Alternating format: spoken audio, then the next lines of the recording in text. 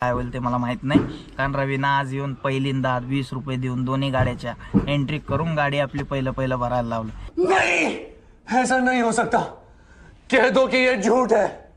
ते नंतर बोलू। आजचा दिवस सकाळ सकाळी भाऊ गाडीत डिझेल वगैरे नावाशिवाचं पण टाकून निघालेलो भिवंडीवरनच, कारण पुढे मी डिझेल कुठं टाकत नाही, फक्त रानामध्येच टाकून निघतो आपलं। पार्टीच्या दारात आल्या भाऊ 8:30 वाजता गाडी खोलून दिली त्यांना। गाडी खाली व्हायला चालू झाली, तिथं परत काहीतरी कुण्या बाईचं मेंटल केस होती, तिचं चिरकाचिरकी चालू होती म्हणून त्यामुळे जरा उशीर झाला। 9:30 वाजता आपली गाडी खाली झाली, तर गाडी खाली करून आपलं निघालो भाडं वगैरे घेऊन लागलो अटल सेतूला। अटल सेतूवर जरा मस्तच आहे, म्हणजे टायमिंगमुळे लवकर पोचतं म्हणून इकडून जावं लागते, नंतर मला खर्चा तेवढंच पडायला लागले, भिवंडीहून जावा किंवा इथून जावा, म्हणजे टाइम लवकर डायरेक्ट पोचायला लवकरात लवकर, म्हणून अटल सेतूहून आलो।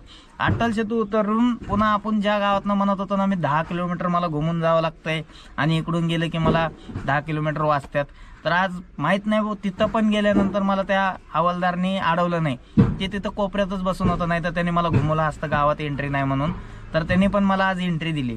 तर गावातून घातलो, थोडा फार रस्ता म्हणजे 1-2 किलोमीटर खराब आहे, त्याच्या पुढे रोड पूर्ण चांगला आहे, इकडून गेलं तर सकून वाटतंय जरा, म्हणून ह्याच रोडनं गेलो जरा पुढून पटपट आलो कंपनीत। आल्या भाऊ रवी आपली गाडी भरायला लावलेलं, त्यानं एंट्री देऊन आज लवकरात लवकर त्याची बी गाडी भरायला लागली, त्याची आता अर्ध्याच्या वरी गाडी भरली आहे, आपली गाडी आता अर्धी भरली आहे, त्याची पूर्ण वरी आली आहे, आता गेले त्यानं बाहेर, बघू आता ह्याच्या पुढं भावानं काय होतंय काय नाही।